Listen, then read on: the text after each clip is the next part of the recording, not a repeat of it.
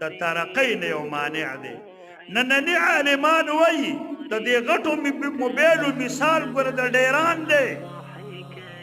دې کې دا ګوتې وهل دا په ډیران کې ګوره خاښۍ والي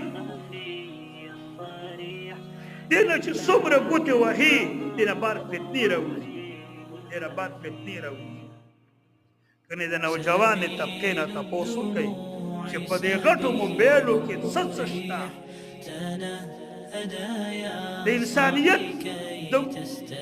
خرابولو دپاره